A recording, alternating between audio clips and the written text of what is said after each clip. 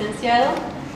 Ahora a continuación, el licenciado Fernando Acuña del Hospital Psiquiátrico Dr. Miguel Ragone, con una exposición denominada La nueva ley de salud mental y los derechos humanos. Bueno, buenas tardes. Agradezco a la Asociación Miguel Ragone por la invitación.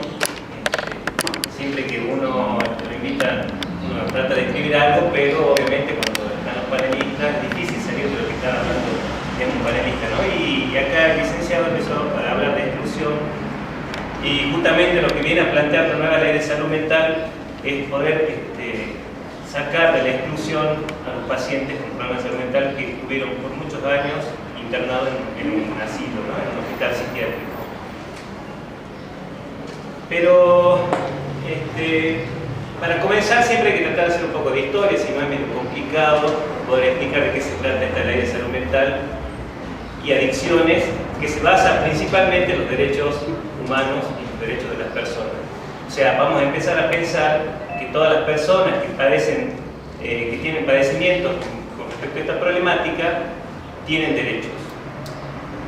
Aunque parezca medio extraño que yo diga esto, en muchos años estas personas fueron excluidas y no fueron tratadas de esta manera. Estuvieron, como acá dice el licenciado, excluidos, fuera de todo proyecto, sin ningún derecho, privados muchas veces de la libertad. Así que voy a comenzar diciéndole que esta nueva ley de salud mental, ¿sí?, fue promulgada el 2 de diciembre del 2010 y recién fue reglamentada 2 años después, justamente este año, con el decreto 603/13, en mayo de este año. ¿Por qué demoró tanto la reglamentación de esta ley? Bueno, acá el licenciado habló de algunas corporaciones, de las cuestiones económicas. Obviamente hubo mucha dificultad para que tanto las corporaciones médicas que tienen a veces el poder de decidir qué hacer con estas personas, muchas veces los laboratorios, que esta ley pone, digamos, en discusión con respecto a cómo se medicaliza a una persona, se negaban a que esta ley salga. Así que hemos tenido muchas dificultades. De hecho, hace poco hemos tenido problemas, digamos, en el hospital, porque hay gente que no quiere adherirse a este modelo. Yo sí quiero remarcar algo en particular, que esta nueva ley de salud mental viene a plantear un nuevo paradigma de trabajo con las personas que padecen o tienen sufrimiento con respecto a la salud mental. No es casualidad que haya surgido esta ley. Ya hace muchos años que se viene, digamos, discutiendo y debatiendo qué hacer con las personas que tienen padecimientos mentales. La Argentina no está fuera, obviamente, de la Organización Mundial de la Salud y de la Organización Panamericana de la Salud, que a partir de ahora, para que no la nombren totalmente, voy a decir OMS, UPS, ¿sí? ¿Estamos de acuerdo? Ya hay 3 declaraciones que yo le voy a nombrar y vamos a tener en cuenta para que podamos entender por qué surge esta nueva ley de salud mental y por qué no es casualidad que surja, ¿no? Voy a tener en cuenta la declaración de Caracas del 91, la declaración de Brasilia del 2005, ¿sí?, y la última declaración, que es la declaración de Panamá del 2010. ¿Qué dicen estas declaraciones? Bueno, generalmente en la Organización Mundial de la Salud siempre se plantea algún tema en particular y se trata de pensar qué políticas de salud se van a implementar en los distintos países. En la declaración de Caracas del 91, lo que se dice es lo siguiente, y por favor yo quiero yo lo voy a tratar de leer para que se pueda entender, y de ahí después en algún momento nos paramos un momentito a charlar. Dice que la atención psiquiátrica convencional no permite alcanzar los objetivos compatibles con una atención comunitaria, descentralizada, participativa, integral, continua y preventiva. Esto ya se decía en el año 91.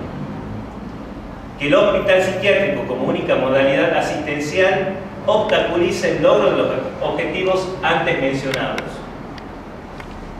Aislar al enfermo de su medio, generando de esa manera mayor discapacidad social. Crear condiciones desfavorables que pongan en peligro los derechos humanos y civiles del enfermo. Esto se plantea ya en el 91, ¿sí? En la Convención de Caracas.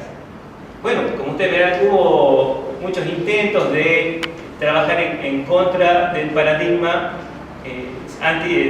paradigma psiquiátrico o asilar, como quieran llamarlo, que quien puso en juego, digamos, esta ley, que es el diputado Borbach, habla de un sistema represivo. Miren ustedes. Por eso, la verdad, celebro y agradezco que nos invitan justamente a esta jornada, ¿no? Porque también, como en otras instituciones denominadas por Foucault instituciones totales, la gente que está ahí padece y está reprimida de todos los derechos. No es casualidad, si ustedes se ponen a pensar, dónde está ubicado el hospital psiquiátrico, ¿no? Está el hospital psiquiátrico, está la cárcel y está el cementerio. ¿No? No es una ubicación casual, es una ubicación donde todas las personas que no cumplen con las normativas de la sociedad, que no respetan, que no sirven, que no pueden producir, como decía acá el licenciado, van a terminar en estas instituciones.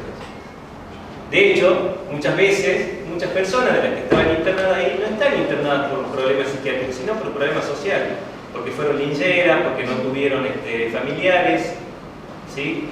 No todos los pacientes que están ahí sufren de una esquizofrenia, de una paranoia, muchos de ellos tienen padecen, qué sé yo, de otras patologías que no están relacionadas concretamente a lo psiquiátrico, ¿sí? O sea, generalmente los que sufren paranoia los del centro. Exactamente. Sí, porque si uno tendría en cuenta las estadísticas, la Organización Mundial de la Salud dice que en nuestra población el 22% de las personas del mundo tienen un padecimiento mental. Entonces, sí, yo les cuento que hoy en día en el Hospital Ragones tenemos 146 personas internadas. El 20% de la población salteña no llega, no es ni el 1% de la población salteña la que está en este momento internada en el hospital. Bueno, ¿qué más dice qué se declara en Caracas? ¿O qué se le pide a los gobiernos que se haga con estos pacientes y con este modelo? Estoy hablando del año 91 y estamos en el 2013, ¿no? Que la reestructuración de la atención psiquiátrica ligada a la atención primaria de la salud en el marco de los sistemas locales de salud permita la promoción de los alternativos centrados en la comunidad y dentro de sus redes sociales. Que la reestructuración de la atención psiquiátrica en la región implica la revisión crítica del papel hegemónico y centralizado del hospital psiquiátrico en representación de servicios. Si yo después voy a leer algunos artículos en particular que traje para que vamos a entender un poco qué pide la ley de salud mental, lo que se pide hoy en día con la ley y con su nueva reglamentación es que los hospitales psiquiátricos en el 2020 se cierren o se transformen. Entonces, por ahí la primera pregunta que tiene, digamos, que tenemos todos es decir, ¿qué vamos a hacer con las personas que están en el hospital, ¿no? Bueno, ya en el 91 se decía que hay que buscar sistemas alternativos y sistemas pensados en la comunidad. Porque si ustedes no sabían, en nuestro país nosotros teníamos 11 colonias psiquiátricas, una colonia nacional que era la Montes de Oca, donde se depositaba a todas las personas con todas estas características que yo les nombraba al comienzo, y en general se las derivaba a otras provincias. O sea, se las despojaba de sus familiares, de su cultura, ¿sí? Para que queden internadas y recluidas en este lugar. Yo les cuento que actualmente en el hospital tenemos pacientes que tienen actualmente 60 años y han estado internados desde los 13 años en el hospital Ragones. Sí, dígame. La ley es llevarlos a paciente ambulatorio, o sea, cerrar el psiquiátrico, el hospital psiquiátrico para pasar a tratarlos de forma ambulatoria.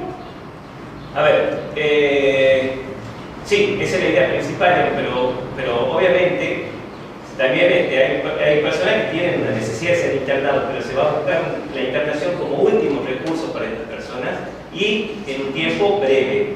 Una vez que esté compensado el problema de esa persona, se va a intentar que la persona vuelva a su comunidad y que esté con su familia, con su gente, en su barrio. ¿Sí? ¿Cómo? Sí, dígame. Lo que dijo anteriormente el licenciado, porque el licenciado habló acerca de la violencia que está innata en todas las personas, o sea, ya de por sí la sociedad, sin hablar de casos específicos, somos violentos, tenemos un trato violento, hay que replantearse la manera de convivencia social, si se quiere, y de pronto es como un poco arriesgado pretender, si no nos adaptamos entre nosotros, aceptar a alguien que quizás tiene alguna diferencia. Disculpen, ¿no? Me parece que después termine el licenciado y terminan los compañeros de la unidad penitenciaria y podemos abrir la discusión para tratar este tema y otros más. Por favor. ¿Continúo? Sí. Después le contesto. Bueno, yo le había comentado que para poder entender un poco el tema de la ley de salud mental había que hacer un poco de historia. Yo le hablé de Caracas, la Convención de Caracas del 91, la Convención de Brasilia, cuando se juntan todos los profesionales que discuten de este tema. Lo que plantean en Brasilia en el 2005 es que hay que tratar de recuperar todo lo que se pedía en Caracas, ¿no? De que haya un movimiento de que se pueda empezar a sustituir todas estas modalidades de tratamiento que son de encierro, ¿sí? Y que se empiece a pensar en estrategias comunitarias.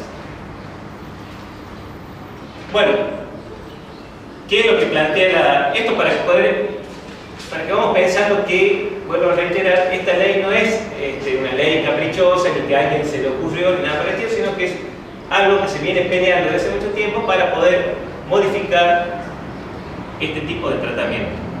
Que yo me voy a detener un ratito y le voy a comentar algo. Licenciado, bueno, ya le había dicho yo, Borbach habló o habla de que esta ley viene a sustituir toda una modalidad represiva y él plantea 3 puntos principales. Él habla del encierro, de la judicialización y de la medicalización. Creo que no es casual, digamos, ¿no? Acá el licenciado habla un poco de cómo se viene manejando hoy en día la sociedad, y yo creo que la medicalización es uno de los grandes conflictos que tenemos hoy en día en el hospital y una de las grandes trabas para poder implementar las nuevas políticas de salud mental. Las grandes corporaciones de los laboratorios, si ustedes no lo sabían, hoy en día un laboratorio o los laboratorios tienen muchísima más ganancia que una empresa, por ejemplo, de telefonía celular. ¿No? Eso para que ustedes tengan en cuenta, porque este tipo de tratamientos que tenían una hegemonía por parte de los psiquiatras, que son quienes pueden medicar, insisten en que con esta nueva ley que solicita un trabajo interdisciplinario, o que pide que se trabaje de manera interdisciplinaria y que ya no sea solamente el psiquiatra quien tiene la decisión de si una persona tiene que ser internada o no, si se le puede dar un alta o no, sino que sea todo un equipo que trabaje con estas personas, psicólogos, médicos, médicos generalistas, psiquiatras, trabajadores sociales, animadores sociales, acompañantes terapéuticos, que puedan tomar una decisión para que una persona pueda ser reinsertada en su sociedad. Bueno, me parece que yo en este momento le voy a leer tres artículos en particular para que podamos ir entendiendo de qué se trata esta ley de salud mental.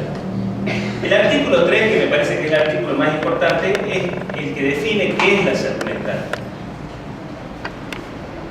Dice, en el marco de la presente ley, se reconoce la salud mental como un proceso determinado por componentes históricos, socioeconómicos, culturales, biológicos y psicológicos, cuya preservación y mejoramiento implica una dinámica de construcción social vinculada a la comprensión de los derechos humanos y sociales de toda persona.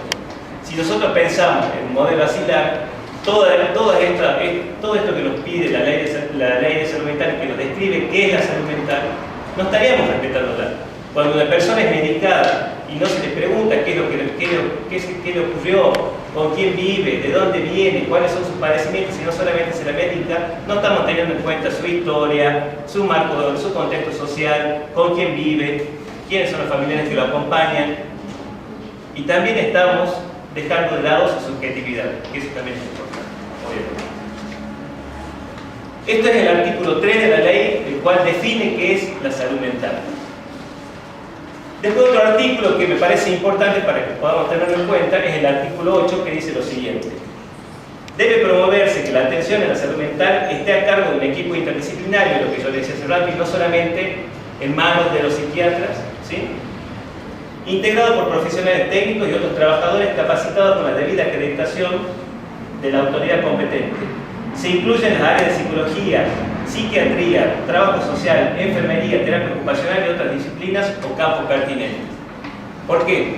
Porque si la ley está pidiendo que se empiece a trabajar en lo comunitario, que los pacientes que están internados puedan salir a la comunidad, obviamente hay que empezar a hacer un trabajo en la comunidad. Hay que empezar a trabajar con la familia, hay que empezar a trabajar con los vecinos, hay que empezar a poder entender que uno tiene que ser tolerante a las diferencias, tener que comprender a las personas que padecen estos problemas. Y un punto principal, no estigmatizarlas, porque generalmente siempre se ha estigmatizado a estas personas, siempre se ha pensado que la persona que tiene un problema de salud mental es una persona peligrosa, es una... el otro día nos ha ocurrido que a veces hay pacientes que salen del hospital, ¿sí?, y van a pedir algunas monedas ahí al puente, está cerca del hospital, y la gente nos pide, por favor, que se los vuelva a encerrar, porque dice que corre riesgo, puede ser que le pegue, y esto no ocurre. El paciente que está controlado, que tiene su espacio donde poder hablar, que está medicado debidamente, generalmente no creo que llegue a esta instancia, pero bueno, eso tiene que ver con que la sociedad siempre lo ha asignado de esta manera a estas personas, ¿no? Que son violentos, que son peligrosos. Y de hecho la justicia siempre ha planteado esto. La justicia, cuando nos pregunta a nosotros, nos dice: por favor, hagan una evaluación de una persona para ver si se lo puede internar, y nos preguntan su grado de peligrosidad. Bueno, esto tiene que empezar a perderse, digamos. Esto tenemos que tratar de transmitirle a quienes trabajamos en la salud mental, de que no existe el término peligrosidad. Si no, podemos hablar del riesgo, a lo mejor riesgo de esa misma persona, riesgo de las personas que están a su lado, pero no de peligrosidad. En realidad, todas las personas están en riesgo. Acá recién me hizo una broma, una broma el licenciado, y pues me dice: bueno, afuera hay muchos paranoicos. Bueno, sí, la verdad que a veces estamos en riesgo de pensar que alguien nos va a atacar, y nosotros por ahí actuamos de manera, digamos, no sé cómo se llaman en Estados Unidos, preventiva, y lo atacamos y le pegamos por las dudas, digamos, ¿no? Más peligroso que eso, no creo, ¿no? Es más, acá el licenciado hablaba también del peligro que hay en la calle cuando uno maneja, y de verdad la agresividad que hay en la calle creo que es, miren, 10 veces mayor de la que ustedes pueden imaginarse, o que siempre se han imaginado, de lo que es un paciente psiquiátrico. Creo que tenemos que sacarnos esa idea de la peligrosidad de una persona, y porque si no, nunca la vamos a poder insertar en la sociedad, nunca vamos a poder entender que esa persona puede estar a nuestro lado, puede trabajar con nosotros, y vamos a tener dificultad para que esa persona sea insertada. En el mes de mayo tuve la posibilidad de estar en Brasil, ya que en la presentación la directora habló de Porto Alegre, estuve en Porto Alegre, porque Brasil ha avanzado bastante con la ley de salud mental, con el trabajo de la salud mental, y tiene sistemas alternativos que están funcionando muy bien, ¿sí? Ya se están cerrando todos los asilos que había. En Porto Alegre tenían un asilo que tenía 5.100 personas, hoy en día tienen 100 personas solamente. Ya estas personas ya están también por ser alojadas en una casa.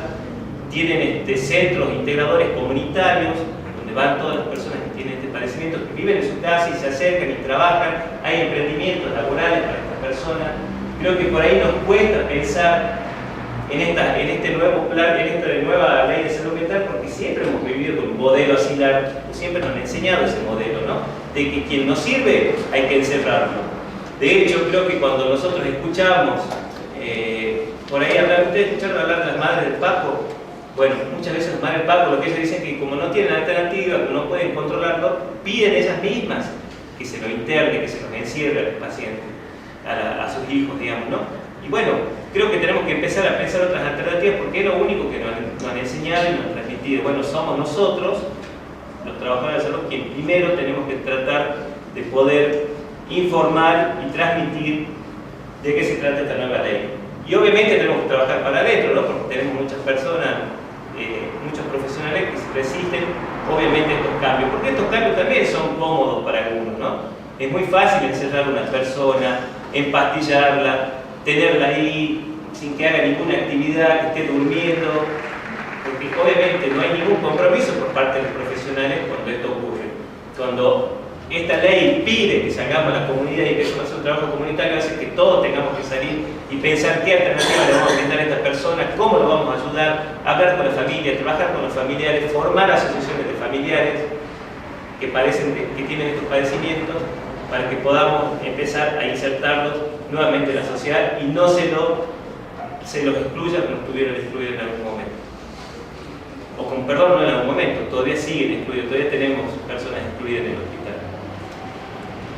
Obviamente que este trabajo va a llevar, va a demandar, digamos, de un tiempo, ¿sí? Vamos a tener que ver, esperamos que el gobierno pueda dar la plata suficiente para poder implementar estas políticas, porque cuando acá se habla de sistemas alternativos hay que pensar en abrir casas de medio camino, casas asistidas, hospitales de día, empezar a pensar que en los hospitales generales se pueda recibir estas patologías, que los médicos se puedan formar también y pensar que en ese lugar esta ley también pide que en los hospitales generales se reserven camas para estos problemas, cuando hoy en día a veces es difícil conseguir una cama para un paciente psiquiátrico.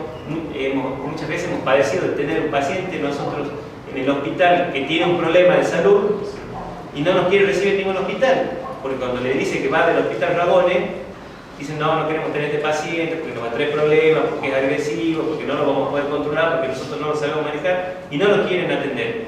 Por lo tanto, volvemos a hablar de lo mismo, quedan excluidos, no se les respeta sus derechos, no tienen derecho a una asistencia. Entonces, bueno, es bastante complicado el tema, ¿no? Y el artículo 9, por último, voy cerrando así por último, obviamente esta ley tiene muchos artículos, pero yo traje 3 artículos como para que vamos teniendo en cuenta el cambio de paradigma en el sistema de salud con respecto al tema de estas patologías. El artículo 9 dice: el proceso de atención debe realizarse preferentemente fuera del ámbito de la internación hospitalaria y del marco de un abordaje interdisciplinario e intersectorial, basado en los principios de la atención primaria de la salud. Se orientará el reforzamiento, restitución y promoción de los lazos sociales, del cual hablaba acá el licenciado. Bueno, yo sé que es muy difícil hablar en 15 minutos con respecto a un cambio de paradigma, así que bueno, vamos a contestar algunas preguntas, por lo menos las preguntas que pueda, ¿sí? Y espero que todos podamos colaborar en este nuevo cambio y que podamos empezar a pensar que estas personas tienen derechos como todos nosotros.